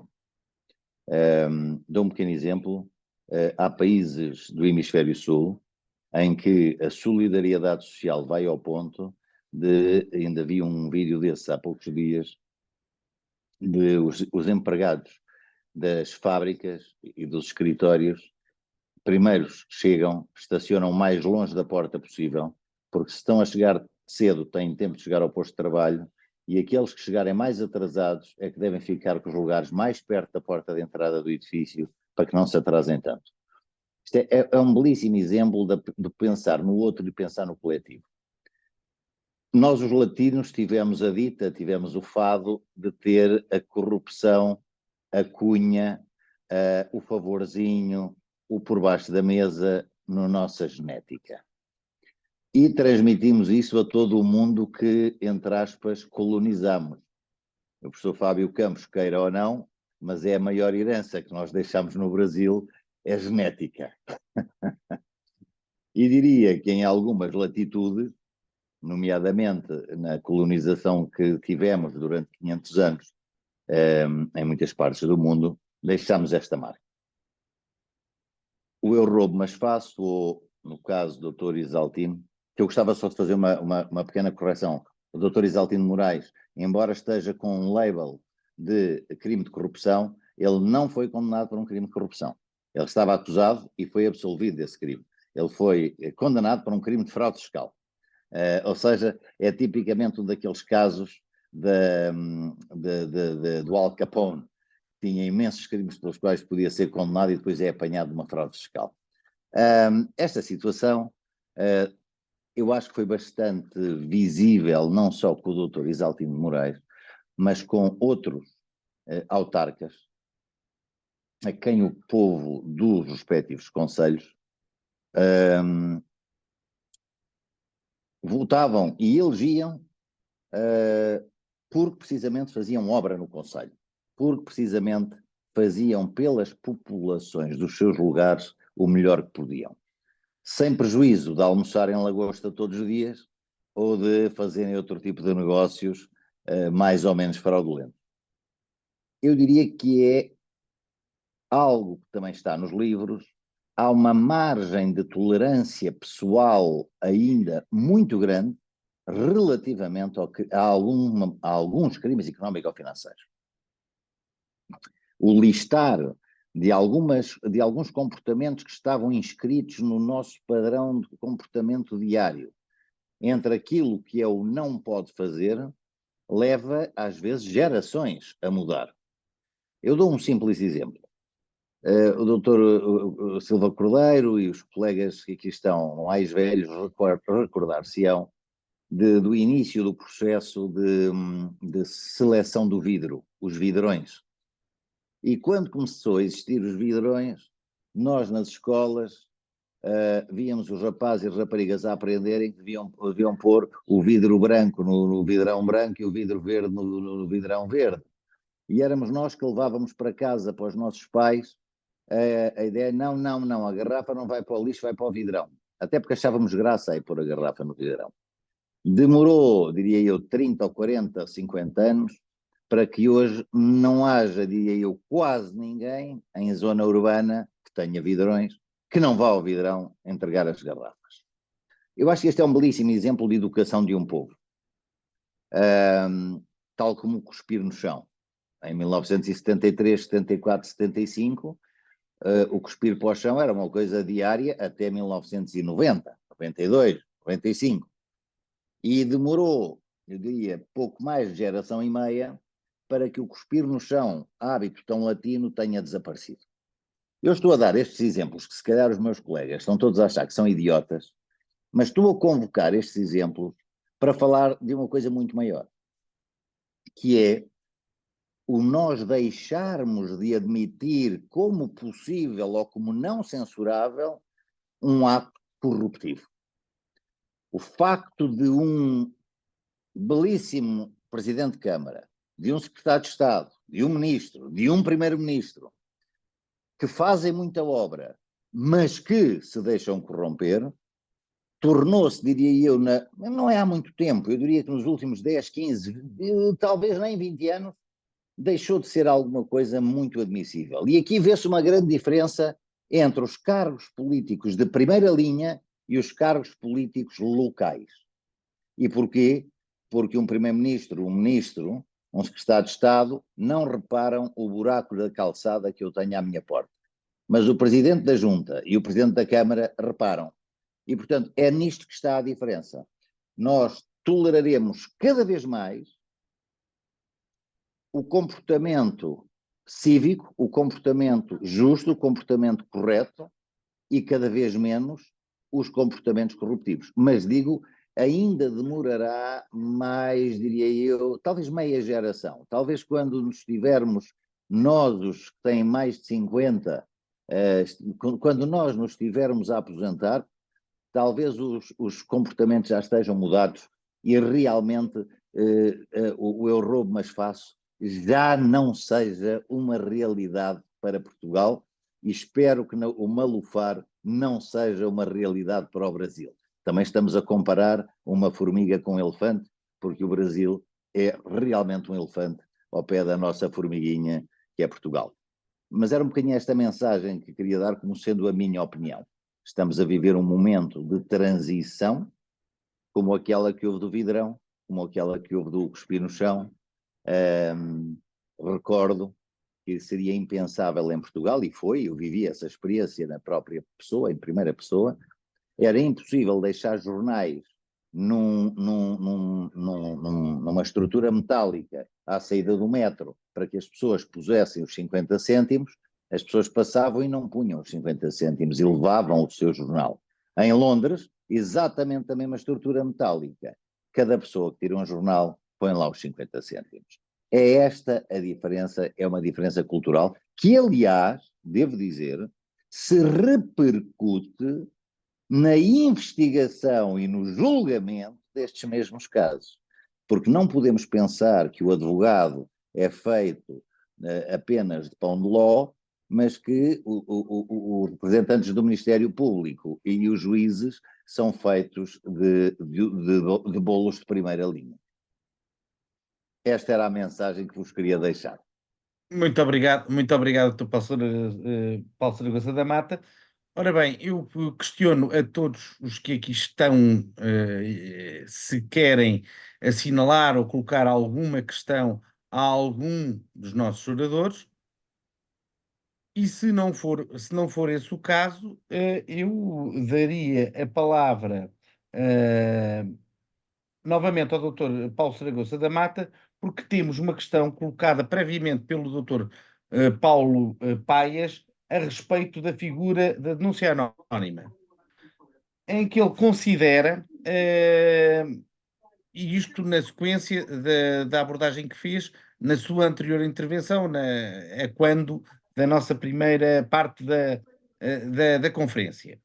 E ele diz que considera que as denúncias anónimas, para além, enfim, não terem qualquer resultado prático e sobrecarregam os órgãos, sendo que muitas vezes servem para denegrir as próprias pessoas. E, portanto, esta reflexão que ele partilha, pedindo o seu comentário. Eu vou dar a minha opinião pessoal, recordando que o Código de Processo Penal a determinada altura, já considerou as denúncias anónimas, em princípio, denúncias infundadas e, por isso, que não mereceriam crédito. Já tivemos esse momento. Eu vou dar agora a minha opinião pessoal perante o quadro legal existente. Eu acho que uma denúncia anónima não deve ter nenhuma consequência processual. Nenhuma consequência processual. Tal como, seguramente ao contrário do nosso colega académico brasileiro, tal como não considero admissível em circunstância alguma a delação premiada. São figuras, quer uma quer a outra, que realmente potenciam a projeção da inveja, da maledicência, do atirar a pedra e esconder a mão, muito vis. É um comportamento vil. Não admito que uma denúncia anónima possa gerar um processo criminal. Devo dizer-vos que talvez, fazendo agora a conta de cabeça, 3 dos megaprocessos que tenho em mãos começaram com denúncias anónimas, todas elas feitas mais ou menos do mesmo posto, eu ia dizer da mesma morada, mas sim do mesmo posto de Correios, foram todas ter às mãos do mesmo senhor inspetor da Polícia Judiciária e todas as 3 diziam respeito ao mesmo tema e deram origem a um processo criminal. Este tipo de atuação é um tipo que eu não acho admissível. Respondendo diretamente à pergunta do Dr. Silva Cordeiro. Mas, quanto à delação premiada, que não me perguntou, mas tendo aqui obviamente um académico brasileiro, não posso deixar de o dizer, eu tenho um texto escrito e publicado sobre isso, eu brinco no texto, no título do texto, chamando-lhe delação premiada, o regresso da tortura. A delação premiada esteve na lei portuguesa desde a Idade Média até ao século XIX. E no Brasil veio até à ditadura. A delação premiada é aquilo a que nós chamávamos, no Estado Novo, o bufismo. E todas as pessoas sabem que nem todas as colaborações premiadas que eram feitas eram verdadeiras. Há imensa literatura da área da medicina psiquiátrica, da psicologia, da sociologia, que demonstram que o comportamento humano perante um processo criminal, perante um juiz, perante o Ministério Público, não é o comportamento humano que nós temos uns com os outros no dia-a-dia. E é com base, precisamente nessa literatura, que considero que não deve ser admitida a delação premiada. Dou até uma nota, que quando a Portugal veio Sérgio Moro ao Casino de Estoril dar uma conferência juntamente com o Sr. Dr. Carlos Alexandre, diria eu, juiz de instrução criminal de má memória, que durante 16 anos ou 15 esteve no Tribunal Central de Instrução Criminal e com quem pleiteei muitas vezes, eu acho que esse tipo de comportamento é um comportamento fora de cabimento numa sociedade que quer um Estado de Direito Democrático e principalmente que quer um processo penal justo. O dizermos de boca cheia que Portugal é um Estado de Direito Democrático é absolutamente irrelevante, porque o Estado de Direito Democrático constrói-se dia a dia em cada decisão administrativa, em cada decisão civil, em cada decisão criminal, seja num processo pequeno ou grande. E se houver jovens aqui no nosso grupo, lembrá-los que se não formos nós a defender os direitos fundamentais todos os dias, eles deixam de existir passado pouco tempo. São como plantas que têm que se regar e cuidar. Eu peço desculpa ter demorado tanto tempo, mas eu penso que estas mensagens têm que ser passadas aos nossos mais novos. Porque nenhum de nós vai para novo, nós vamos desaparecer e desaparecendo nós alguém tem que levar a bandeira. Dr. Paulo Saragossa da Mata, muito obrigado pela resposta. E antes de dar a palavra... Vou acordar, deixe-me só aqui pedir-lhe o segundo para intervir. porque o nosso convidado, o Dr. Éder Joaquim José, tem que se ausentar por razões profissionais e, portanto, nós temos que agradecer a sua presença, temos que agradecer as suas intervenções, temos que agradecer a capacidade, a eloquência, a grandeza com que nos brindou, não só nesta sessão como na anterior sessão, e também manifestar já a nossa vontade em ter o Dr. Éder José numa próxima iniciativa e, obviamente, que nos vá acompanhando, porque é de pessoas com a qualidade do Sr. Procurador Éder José que nós precisamos. E, portanto, é um convite que lhe faço desde já. Volte sempre, esteja sempre connosco. E obviamente que eu vou precisar da sua colaboração, que é sempre importante e que eu agradeço. Muito obrigada, senhor doutor, muito obrigada por ter estado connosco e muito obrigada pelas explicações e pelo tempo que lhe roubamos. Permita-me, Muito doutora obrigado. Carla, só fazer um anúncio. É que se eu desaparecer de repente não é má fé, nem má vontade, é que eu tenho cerca de 2% de bateria e não tenho carregador. Peço imensa desculpa. Tá bem, doutora Carla, muito obrigado. Doutor Fábio Campos, os nossos agradecimentos. Foi um prazer imenso ter partilhado consigo esse momento. Doutor Paulo Saragossa, imensa gratidão pela partilha, pela sapiência. Se tenha ficado alguma questão por tratarmos, claro que a doutora Carla Silva pode partilhar os nossos contactos, podemos voltar a interagir, não teremos nenhuma dificuldade e pronto, estamos aqui também, pronto, isso é ciência, então estamos Meu aqui colega, efetivamente. meu colega jurista, como se diz em Angola, estamos juntos. Estamos juntos, doutor Paulo. No Sim, Brasil senhora, também se então, fala, viu? Estamos juntos e alinhados. Assim é que exatamente, estamos juntos exatamente. e alinhados. Infelizmente, questões profissionais nos impedem de poder continuar com esta nossa atividade, mas manifestar a nossa disponibilidade para das próximas vezes, né? Se houver alguma oportunidade, nós estamos disponíveis para efetivamente participarmos e podermos partilhar o pouco conhecimento que temos relativamente a determinadas questões jurídicas e não só. Então, nosso muito obrigado e estamos juntos. Obrigado, doutor Éder José. Estamos de facto juntos. Um agradecimento muito grande Obrigado. e obviamente eu já tenho o seu contacto e portanto, estando Exato. na lista, será novamente contactado em breve. Muito obrigada pela gentileza. Ok. Obrigado. Doutor Tá, Silva Monteiro, passo-lhe a palavra.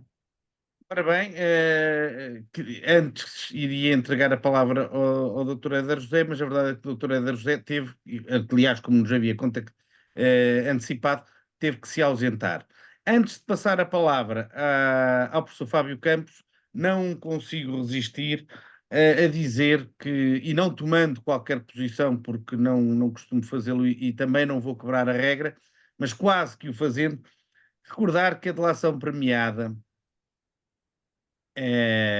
assim como as denúncias anónimas, quem quiser ver o que é que era isso feito com requinte, eu sugiro que vão consultar o regimento do Santo Ofício da Inquisição dos Reinos de Portugal de 1640, que estão publicadas seja na Livraria do Congresso dos Deputados do Brasil, que foi quem primeiro o digitalizou, seja agora o mesmo ficheiro na biblioteca online da Assembleia da República e verão o que é de facto a previsão da delação premiada e da denúncia anónima.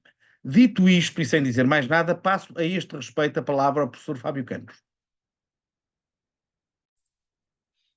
Obrigado aí, professor, por devolver a palavra.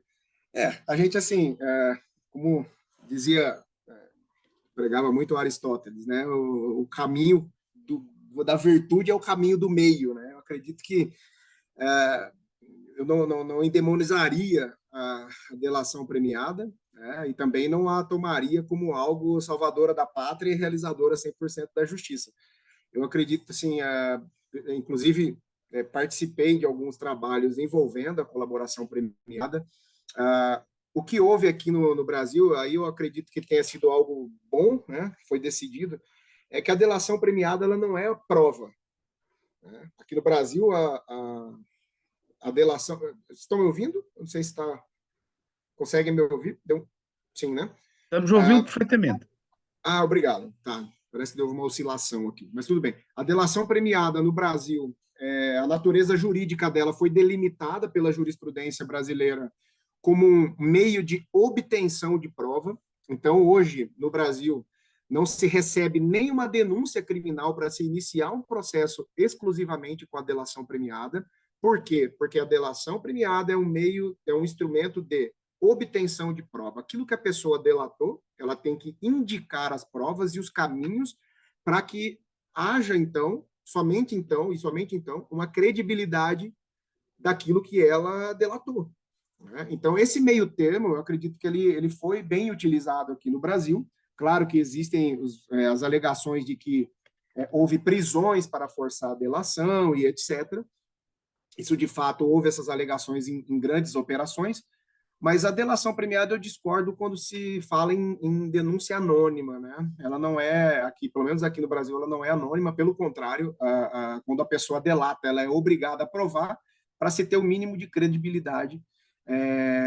E vários casos aqui, inclusive, que eu presenciei, né? Houve delações que não tiveram o mínimo efeito porque a pessoa não deu conta de indicar provas, né? Às vezes fala de uma determinada recebimento de propina que foi somente em espécie, né, e não tem testemunha, não se tem como provar aquela delação, então ela não ganha credibilidade nem mesmo para se instaurar um processo com base unicamente em delação. Agora, quando ela indica provas e através dela o Poder Judiciário e o Ministério Público, a Polícia Judiciária, enfim, consegue chegar a uma organização criminosa que causa um dano extremamente significativo para toda a sociedade, e, enfim, com isso, né, que é uma análise econômica, né, do comportamento, né, aquele que está para delatar, ele tem que chegar na frente para ele ser premiado, né, então ele nunca sabe quando que o outro vai, de repente, delatar e chegar na frente, e aquilo que ele vai falar não tem mais validade, enfim. Então, é um jogo, uma pressão psicológica involuntária até, a delação premiada, mas aqui no Brasil, pelo menos, ela só tem a mínima credibilidade quando a pessoa que delatou se indica provas, então, a partir daí, se inicia um processo, não com base na delação, né, porque ela não é prova, mas com base naquilo que ela indicou como prova e efetivamente foi descoberto. Isso eu tenho como algo valioso, né, e muito importante como um mecanismo de dissolução de colaboração premiada. E não só em crime de colarinho branco, né? A delação premiada no Brasil, ela iniciou desde do projeto original do Código Penal, em 1940, né, com a questão do crime de extorsão mediante sequestro. Aquele que mantém a vítima em cativeiro, se ele delata onde está a localização da vítima, delata os demais comparsas e ela sai com vida, ele tem uma redução de pena. Então, a delação premiada é um instituto muito antigo no Brasil, que, assim como outros institutos, ganharam destaque somente quando se passou a prender e a levar para os tribunais as pessoas de colarinho branco, porque até então, assim como foi a súmula da algema no Brasil, ninguém se discutia o uso de algema pelos órgãos policiais. Quando banqueiros e grandes empresários corruptos passaram a ser presos, o Superior Tribunal de Justiça começou a discutir e o Supremo Tribunal Federal se editou uma súmula das algemas, né? Então, assim, que foi algo bom, né? Mas não foi efetivamente, pelo menos no primeiro momento, vindo ao debate por causa da baixa criminalidade, né? Sempre o crime de colarinho branco, pelo menos para isso, né? Servindo de motor para teses jurídicas de preservação de direitos e garantias fundamentais. Então, minha opinião sobre a delação premiada, né? Esse meio termo, eu acho que ele é bem válido aqui no país. Muito obrigado, professor.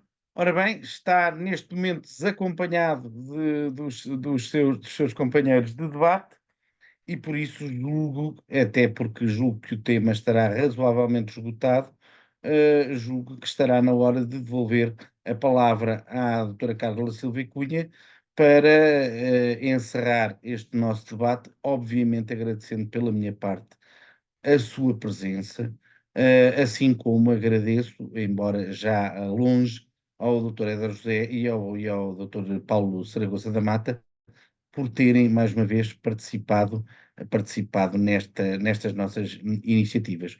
E com isto, agradecendo a todos que estiveram e ainda estão connosco, devolvo a palavra à doutora Carla Silva Cunha.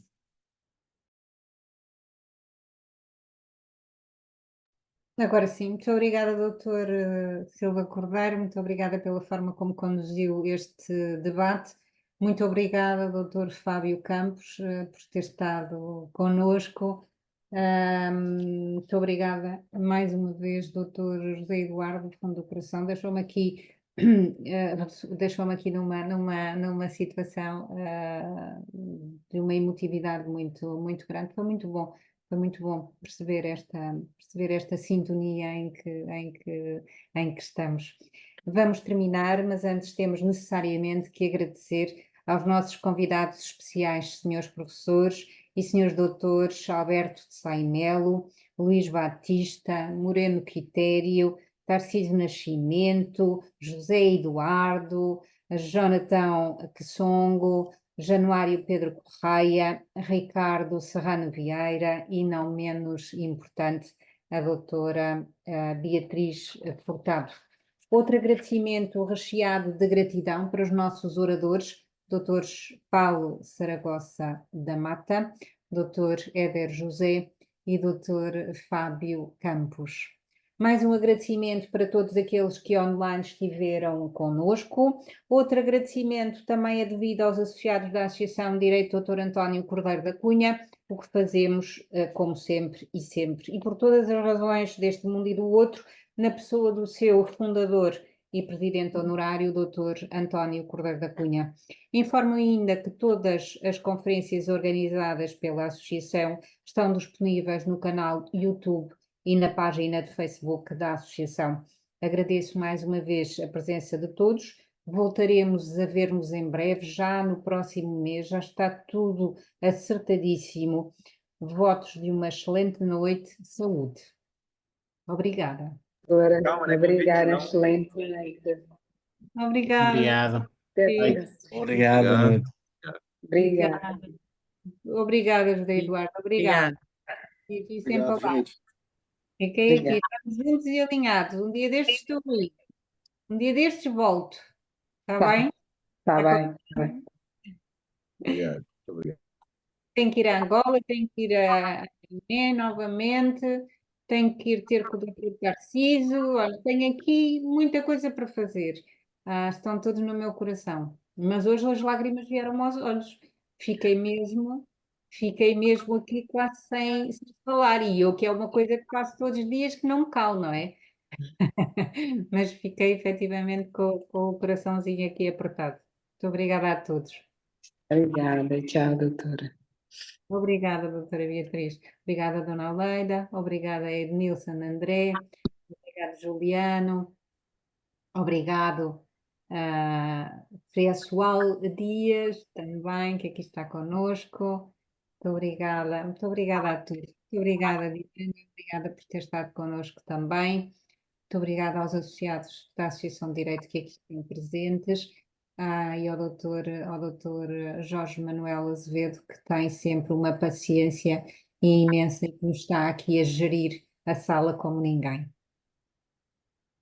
Muito obrigada, doutor. Muito obrigada. E obrigada aos companheiros do Rotary Club de Albufeira que aqui também estiveram presentes e outros Rotarys que estão espalhados pelo país. A ver se um dia trazemos também o Rotary aqui de outros países para estarem connosco. Obrigada a todos. Bom jantar. Beijinhos. Adeus, beijinhos.